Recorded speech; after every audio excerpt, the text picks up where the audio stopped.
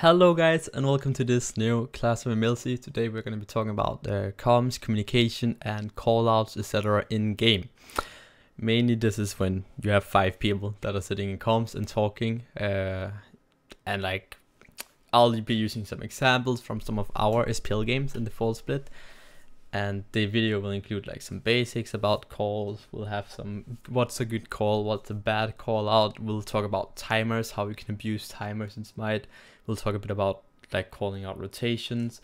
We'll talk a bit about what the difference between a shot caller and an in-game leader is, and then we'll do a little new outro. We're testing a new outro for this episode. I hope you guys are gonna be able to give some good constructive feedback on that. So let's get going. Let's get going with Class of EmilZy communication. So communication is probably the most important thing in any multiplayer game ever. Honestly, sure, you can have some synergy where you don't really need to talk at times, but in general, for every new team, you need to get good communication going. What if you could not use comms in Smite? If you could not use any form of communication in Smite, like you couldn't use VGS, you couldn't talk to anyone, you couldn't ping. Imagine that. The junglers, first of all, we would probably have like a triple jungle roam meta where people just run around and pick people off. But that doesn't happen right now because you can use VGS. You can be like, oh yeah, this guy's here. In comms, you can say, okay, he's rotating left, he's rotating right, he's rotating wherever like he is going. And in general, I think that it would be a very frustrating game to play Smite without comms. If you couldn't ping, if you couldn't one rotations, we'd see a lot more wards. We would see a lot more scary plays, right? Like people would be scared. Like you'd kind of just chill. You'd go and pushed away from just sitting in the tower. So I think communication is a really big part. Whether you are using VGS, whether you are sitting in comms with someone, whether you're scrimming with your pro team, or however, whatever it could be, it's the most important thing. It's what separates like the best teams from the slightly worse teams. The like these runner-ups is how good are your communication? Because at the highest pro level, everyone is so good at the game that it's like very specifically, I think communications is a big part. Picks and bans is also a really big part. We won't really be covering picks and bans ever because I'm not the best at picks and bans. Everyone's thinking like I'm the picks and ban genius. I'm not really. And B, it's just too secret information to give out. I guess you can say it would like it's an art form in itself. It would take way too long to explain how a draft works out. That's just something that comes with time.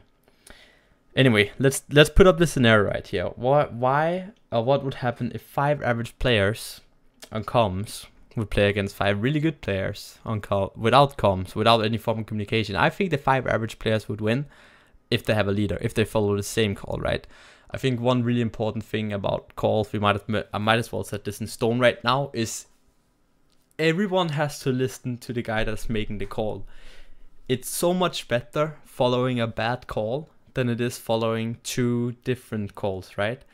Sure, the call might be bad, but you gotta build up this trust. You gotta make sure you follow the same call, because if you follow 2 different calls, it's just gonna go down the drain. Like you won't really achieve anything. So yeah, I think comms is super important in Smite. And I think Smite would be a sad game without communication, and I think it's what like separates the best teams from the runner-ups, as I mentioned. So let's go into some basics here with comms and callouts. What's a good callout, right? You're sitting there with your team, you're scrimming, you don't really know what's going on. You're like, why is my team?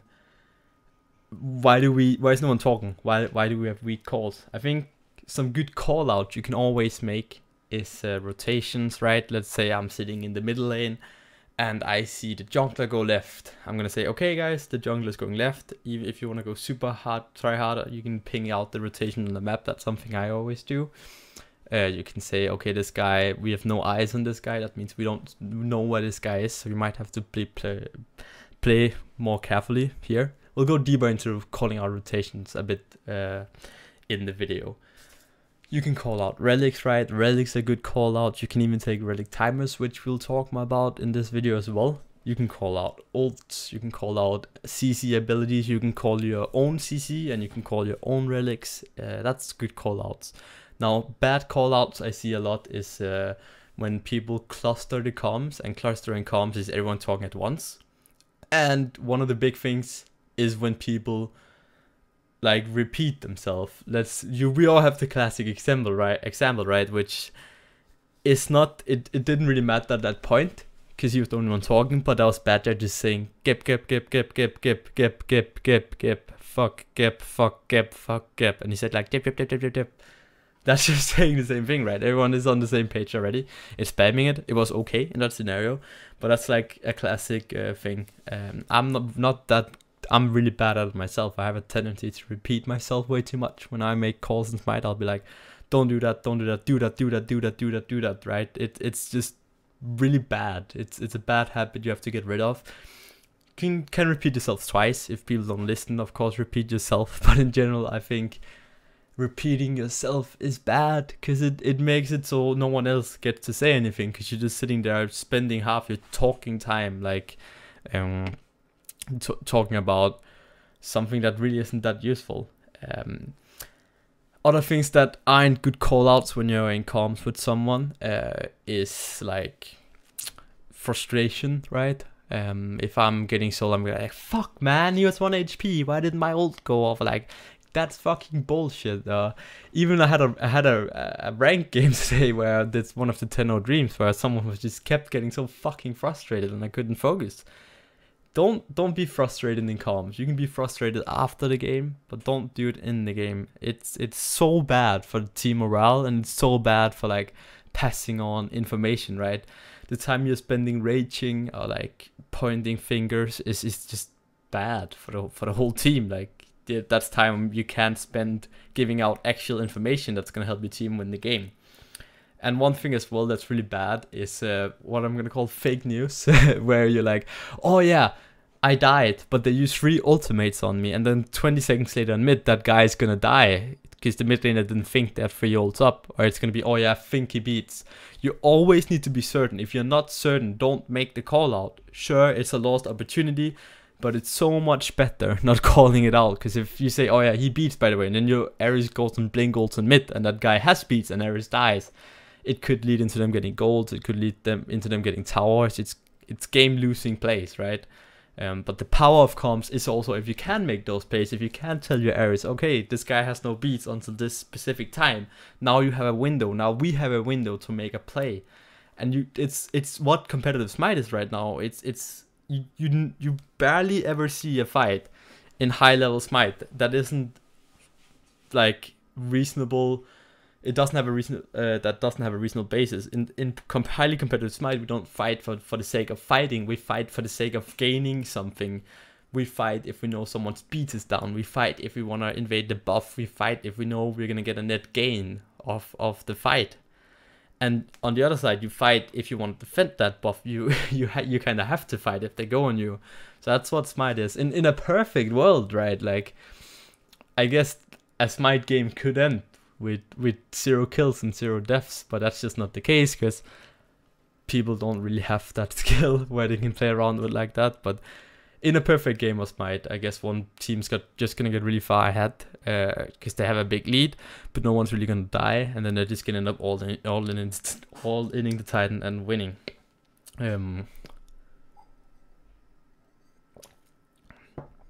Positive comms versus negative comms. I think it's very important for new teams, also in ranked as well. If you want to win, it's never gonna help out calling someone super bad or calling someone out for a bad play. That's negative comms. You don't want to have like be this passive aggressive attitude is like the worst thing. Like, oh yeah, Odin is here again, or like, why you never here? Whatever like those passive aggressive comments can be, it's one of the worst things. And I've played with it myself. I really dislike it. I think passive aggressive is, if you're passive aggressive, it's not, you're not a good person. I'm just gonna say it as it is. I think that's like the pussy way of being. Either you tell someone fucking straight or you don't tell them at all, right? That way is just so really dislike it. Positive comms could be not, you don't have to say, oh yeah, we'll get them next time, or nice try or something. If you can, that's always good, because that's gonna help the team morale. But it's also just making correct calls, right? What we just talked about, what's a good call out and what's a bad call out. Okay. So let's move in a bit here. Let's move into timers. What is a timer? How can you utilize timers in communication, like in comms? Timers is basically, if someone uses beats, you can type in, or like say, okay, this guy's beats is gonna be up at this exact minute and this exact second. It could be this buff spawns now, and this buff just got dropped, and this buff was spawned again at X minute. A good example of this would be, let's say the enemy jungler dropped his speed buff at like 2:41. Then that's 2 minutes and 41 seconds into the game. That means his next speed buff will be up at 4:40, I think 4:21. Just calculate with 2 minutes. 1 minute 39 seconds, or 59 seconds is too hard. Point being, that means that now your team can start making a plan. Now you can start making a plan. Okay, this speed buff is gonna be up at 4:21. Wait, sorry, 4:41, right? I said 2:41, so it's 4:41 because it's 2 minutes. Then your team can make a plan. You can tell the team, all right, everyone, let's be here at 4:41. Let's invade this speed buff. Make sure everyone is super powerful for this. Try and itemize for this. It's these plans you can make with buff timers, which especially is mid camps. It's enemy red speed buff. It's like gold furies, Paul. It's not called Paul now, it's called Pyromancer, we call it Spyro in NRG, Fire Giant. Getting those timers, it's fairly easy, right? Like you have mid camps is 90 seconds, back camps is 60 seconds, all major buff camps are 2 minutes, and oracles are 3 minutes. All objectives are 5 minutes, and that's pretty much it, right? That's all you need to know. It's very, very easy math. It's 2 plus X equals time buff spawn or whatever. It's not hard to do. A really good tip here would be writing it down in the chat and then mentioning it whenever there's like a room in the comms to say, okay, this is gonna be the plan. Then you sit down, you talk for 15 seconds to your team, be like, okay, this is an example. Say, okay, on energy, guys, we're gonna invade speed buff at 4 minutes and 41 seconds. Adapting, I want you to be there. Be ready to fall in. Yamin, I want you to come in from the flank with the Raging ult. I'm gonna try and bait myself on the speed buff, bait them to initiate on me. Maniac, if you can keep out the mid laner, that would be super sick. Could be something like that, right? Make a plan, and if you make a plan 2 minutes before, you should rely on your team to be there. That's just a really, really good tip. And only make that plan if you feel like you can win the fight, if you feel like there's a reasoning behind fighting, right? That's honestly the best thing you can do. Another kind of timer you can take is beats timers. It could be like relic timers in general. You can take Aegis timers, you can take blink timers, beats timers, shell timers, meditation timers. We'll just mention them all right here. Beats is 160 seconds. There's 2 ways of calculating beats timers. Let's say someone beats at 4 minutes and 52 seconds. You can either add 3 minutes, so it's 7 minutes and 52, and then like minus 20 seconds. So that beats timer would now be 7 minutes and 32 seconds. I know that's one way Adapting does it. Myself, I just add 2 minutes, so it would be 6 minutes and 52 seconds, and then I add the 40 seconds. So that would be like, again, that would be 7 minutes and 32 seconds, right? Aegis is pretty easy because that's just flat 3 minutes right now. So that's that. Shell is 150 seconds. Heavenly is 140 seconds. And I believe that Ankh is 140 seconds as well. It might be 120.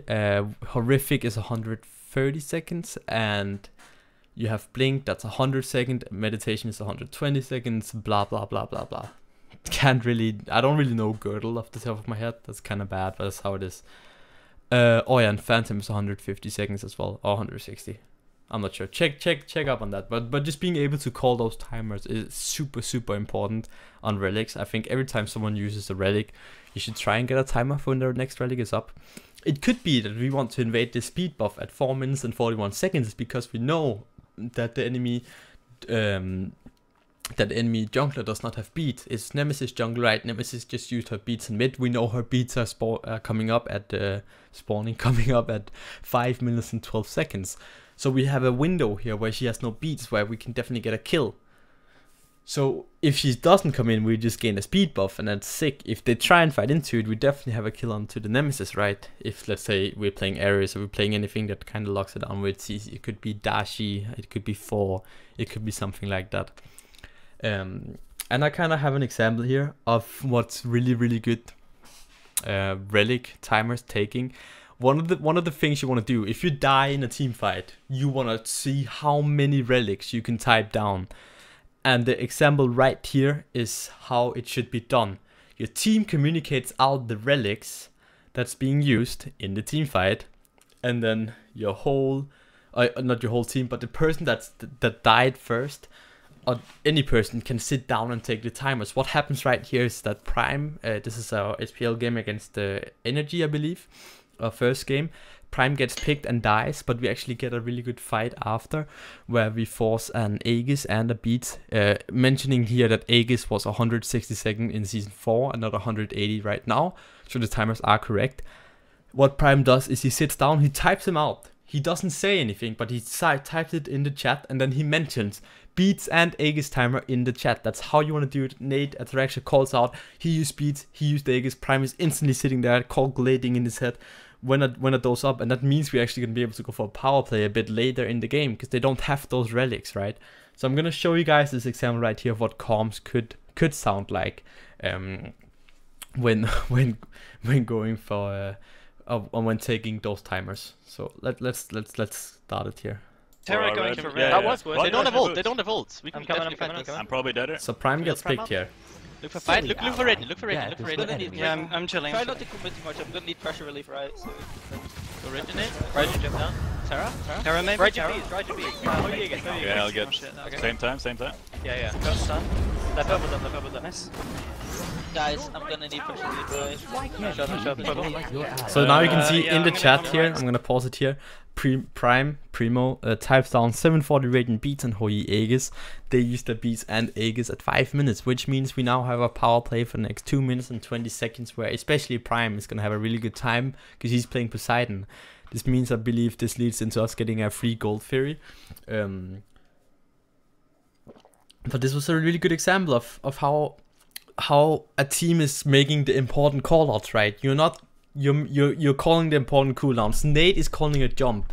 Any mobility movement in a fight is super important to call out. He's calling the relics that's used, that's super important to call out.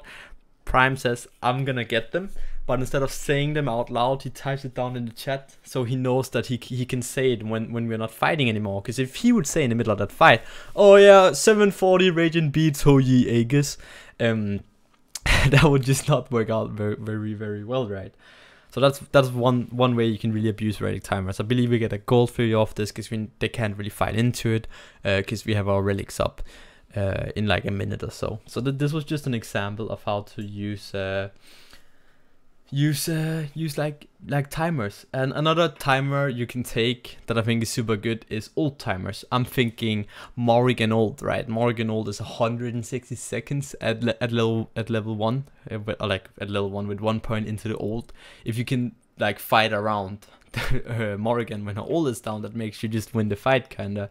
CC immune ult is super important as well. Let's just go with the classic example of you have an Ares on your team, you want to blink ult. If you know that Athena's ult is down, if you know Camasot's ult is down and they don't have beats, like maybe they started blink or something, that means that you can get a pick here. Now you have a power play opportunity. Is there anything I can gain from it?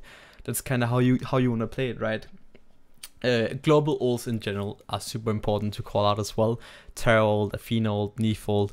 If you can try and get all those timers and you get really good at timers, it's gonna help you so much, and it's gonna help your team so much. But it's not only getting good at timers, it's getting good at abusing timers. If someone doesn't have beats and you have all your relics up, you need to fucking pressure something, right? And that's so important. That's how competitive Smite is played. You only fight if you're fighting for something and you have an advantage, and a big part of this is getting timers. Like, I don't think any pro team is perfect at it at all. We can improve so much, but I think it's just so important, and it's hard to do. It's hard to learn the maths in the head super fast. What I would do is I would sit down in my French lessons when I was super bored. I would take a big like paper. I would take the back of our assignment paper. I would sit down and I would write like, let me do a note right here. I would write 551, and then I would write like beats under it. And then I'll just write equals, right? This is super poor handwriting, but you guys get the point, right? I'll write 551, and I would write beats, and then I would write timers all the way down the paper, and then I would just see how fast I could do them, right, in my head. So then I would be like 551, all right, that's 2 plus 30 seconds. That means this beats us up again at 8:31. Okay, so I would write 8:31. I think the way you should type it into the chat, you saw that the way Prime did it right here is Prime says 7:40. This is okay. Myself, I do a dot between the minutes and the seconds, just to make it a bit more like accessible, if you get me. But that's one way to practice it. I'm sure that you can make a bot or something that can just spit out timers at you, and you have to type in the correct answer. That would be super sick. but in general, I think it's definitely something that comes with practice. It's not just something that you learn like this. I could probably take it, if you ask me a timer, I could probably answer you in 2 seconds. But in the start, it took me 15 seconds to do the maths. It's just something that comes with time. Same goes for buff timers, although the timers with like just minutes, like speed buff is 2 minutes, gold fury is 5 minutes. That's a lot easier to make, right? Okay, that was timers. Let's move on to rotations. Now, rotation is going to be a bit smaller, but I already mentioned that you should call out rotations. I think it's one of the support's at least biggest jobs in a team. Anyone really, you always want to know where the enemy is on the map, and you want to know this for three reasons, right? The first thing you can do is you can adjust pressure accordingly. So if you know that the jungler is in solo side jungle, let's say that's right jungle, assuming you're playing on auto side, then you know you can play up in duo lane. If you have a lead, you can play more aggressively. You can probably maybe invade the purple buff. And if the jungler then comes to the duo lane side and you have that information, because someone saw the rotation, that means that now your jungler can maybe counter invade the new back camps, right? So being able to adjust pressure accordingly on the map is an art in itself, and that's just all about constantly keeping track of where especially the jungler is early game, mid game. And the second reason why is because less wards is needed. If you know where someone is kind of all the time, you don't need as many wards. You need to ward up those spots where they can't get spotted. Let's say they come from base, right? Or you're like getting murgolded or something. You obviously you can't call that out. But in general, pro teams should be able to place less wards if they have perfect comms, perfect call outs. I think one of my biggest idols when it comes to comms is definitely Jeff Hindler. He's super good at it. He's like this book that just kinda always says something useful, right? He's always like, yeah, he's going right, he's going left, I have this now, I have this now. He's very good at not repeating himself as well. He tells his story. I sat down once, I can't remember who it was, but someone told me back from like 2 years ago, 3 years ago, the best way to improve your comms as a support player at least is just try and tell your life story. And your life story being in the game, you'll be like, okay guys, I'm gonna rotate right here. Okay, he's going left, he's going right. I have my hammer up. I'm gonna go and do the purple buff. Who can help me? Blah blah blah blah blah. That you should only do that though if there's no one else talking, right? If there's silence in the comms, you can definitely talk about what you're doing to your team. It's super important. But in general, just like calling out rotations is a super important job, and everyone just needs to do it. The first thing is you can make counter plays accordingly. I kind of mentioned this.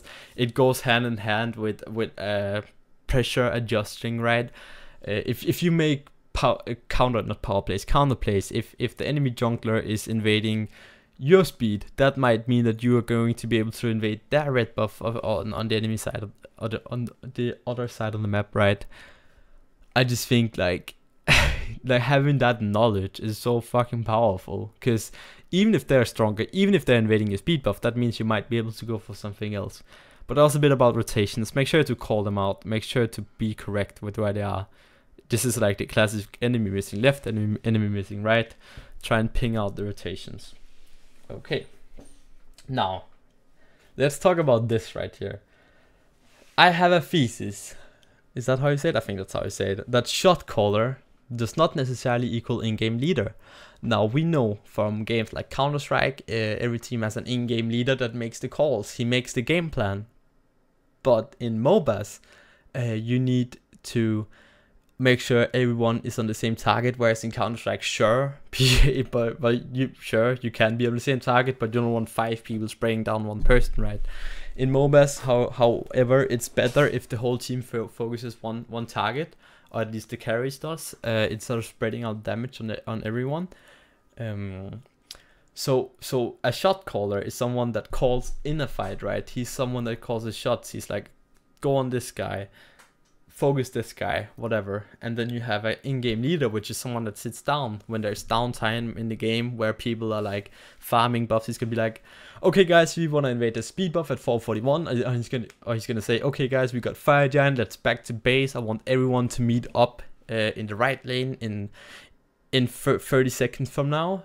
He's gonna say, I want to push the mid tower 20 minutes. Everyone get ready for that. We're gonna push on this wave. This is how it's gonna happen. You're gonna flank at that thing, and then Maniac, you're gonna go and zone the carries, and then we're gonna kill Celia or Rafa that's running at us. And that's just the plans you want to make all the time.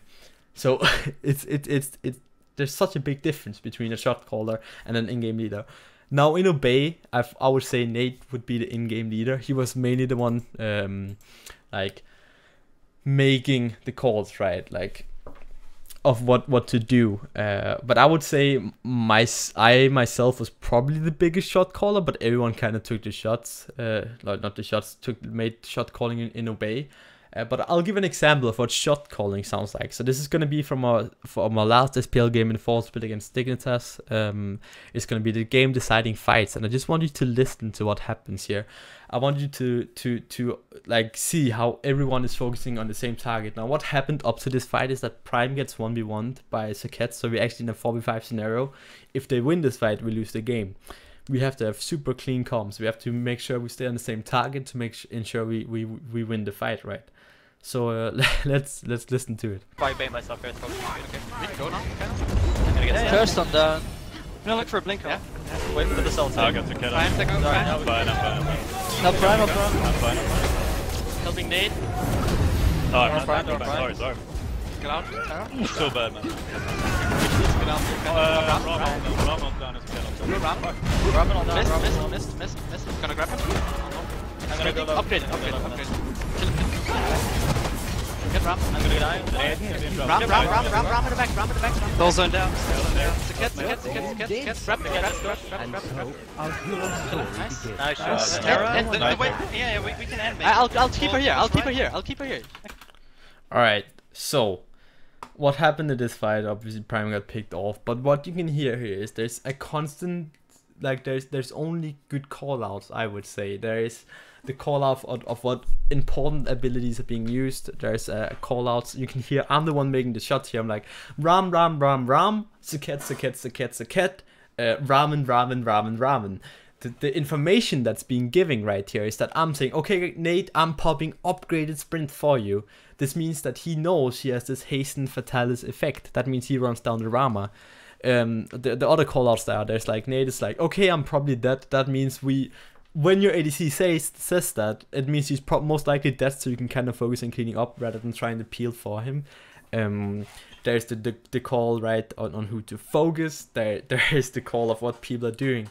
It's just useful information. There's not one miscommunication in this fight. The only thing that you could say was miscommunication is Prime's like, oh shit, I'm sorry man, because Saket just killed him. But I think this is a good example of what a shot caller does, right? A shot caller calls the target, everyone listens, everyone follows up. You saw in the end as well, right? Everyone was on the circuit. It was perfect. Now what happens here is that we end the game. It's only Sol and Terra to defend. We have 5 minutes in the Titan room. We end the game. We win the split, and we win against Dick. So that was really good, right? But yeah, I think that's just a good example of clean comms as well, you know. What happened up to this fight, as you could hear, is there's callouts that are super important when sieging as well. first of all, I ask, does everyone have relics? I need to know. Is there anything I need to look out for? And Nate says, okay, yeah, I have relics. Everyone is like, we have everything up, so we know that now. Then Nate uses his jump at one point. He's like, my jump is down, I might need help, blah, blah, blah. So making like good call outs is super important. Now I want to, this was an example of a shot call, right? This was me shot calling in a fight. Now I have an example of what an in-game leader would sound like. Push mid or? Yeah, we go with this next wave. Quick, can you get waves on the left and come over? Can you be the split pusher? Wave spawning now. I'm with the wave. Okay, we're going with this wave. Okay, I can ult over them. I wanna set with here as well, guys. Yeah. Do you have a duo? Is Hui there? Yeah, I'm gonna get this wave around. I'm centering now. He was around yeah, there. I'm wrong. Alright, what do you want to send? Do you want me to hold They're going. They're going people. Alright, let's just cut it here because the fight is kind of irrelevant. I believe we win this fight anyway.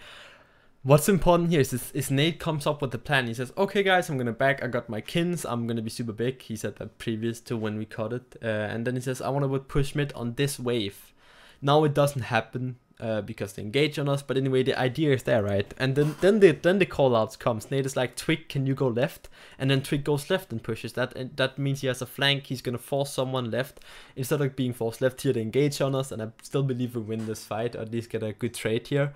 But there is a plan, you know, and everyone is up to date. Everyone knows what the plan is about, and I think that just means you can be so much more efficient because everyone knows. Okay, now's the time we want to push. Now's where we have a power play, right? We just got Kins online. I talk a lot about like timings of pushes in Throwback, especially, which is my series where I sit down and watch our old SPL games. Go ahead and watch that. That's honestly really good.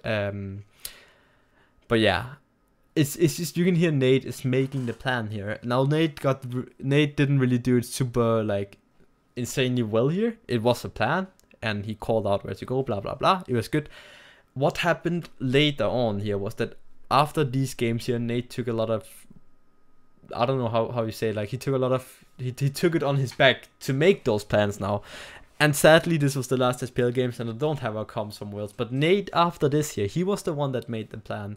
Nate was like, okay, now I want to do this, and I want to do Portal. It's something he did in Spring Split as well, insanely well. He would always be the guy with the plan, right? We would just farm and do our stuff, and then Nate would come over and he would be like, okay guys, I want to push on this wave, I want to do Portal now, and I want Twig to be split pushing, and I want a Sentry Ward fucking here, and do what I say. And if he says that, if he makes that plan, everyone is on the same page. And then if the plan doesn't work, then you can go back afterwards and say, okay, why didn't this plan work out? But in general, having a plan that you follow is just so goddamn important. And let's take a look at a plan that is being followed, right? So this is also from game 1 against NRG. This is a, well, it's not a plan being followed, but it's how a plan develops, right? So let's take a look at. Unless you fake that. I want to back as soon as I can for because we want to chain and play, right? So. Yeah, gotta be ready for it. Oh wait, shit. Gonna back after this wave. I'm a bit scared, man. Unless you're building into. Alright, well, that was super simple, right? We know blue buff and speed buff are spawning. We have a 4k lead here. And Twig says we want to chain invade, right? And then everyone's like, okay, I say I'm gonna back after this wave. Sailor says, okay, I'm gonna back after this wave. Everyone knows they need to be as strong as possible for this invade. So everyone's on the same page, right? In general, you want to make sure you are there at the buffs like 5 or 10 seconds before they spawn. Back in season 4, this meant you wanted to like at least be back before the buff timer was a quarter to, like it was a quarter to like this way, I guess, like ticking up. So it needed 2 more ticks, whatever. But it's just making those plans is so goddamn important, and just that's just how Smite should be played, honestly. Set a time, set a goal. I want to do this. I want to do that. So I think my last advice here would be, I think I got around it pretty well. It's just make good call outs, sound positive, don't cluster comms. And I had some example here of what comms sounds like, right? But yeah, that's just like that's pretty much it, right? For when it comes to communication, and timers, and I think if you can sit down and get super good at timers, that's gonna help you so much as a player. Improve. You can do it in your rank games as well. If your jungler or your mid laner or your support knows when someone's beats or Aegis is up, or when someone's shell is up, or when someone's blink is up, that means they can adjust their playstyle accordingly. And I think that communication is so goddamn important. And without communication, again, Smite would just be a boring game to play. It would be, you'd have to be insanely scared. And I think it's a good thing. And I think comms is what separates a good team from a like a runner-up, as I mentioned, right? So this was pretty much it for comms. I know this was a long episode. I know this was like kind of in your face, just me talking the whole time, but I hope you guys can really use this for something.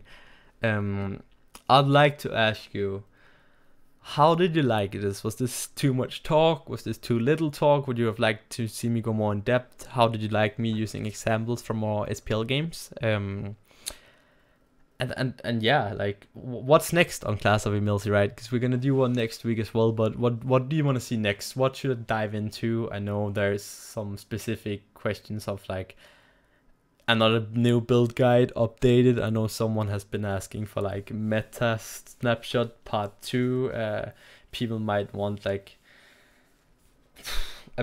what abilities to level. What do you want to see? What do you want to see me go in depth and explain here? I'm not gonna do drafting. It's just too complex and it's just something that you learn over the years. It's not something that can sit down and explain in one video. It's simply too long, and it's not something I'm gonna do. That's the one thing I won't share with you guys. I'm sorry, but it's just how it works. But yeah, what's next? How did you like this? And yeah, we're gonna pop on the new outro when this is over. So how do you like the new outro? And if you like it, you will like it, because if you're a real tryhard follower, you're gonna recognize the song. I picked it out. I will valorize it, but we picked it out especially for you guys. But that's gonna make it for this episode. I hope you guys enjoyed this episode on communication and call outs and how important it is. And if you did, make sure to like, comment, subscribe, and press the bell. And until next time, guys, peace out.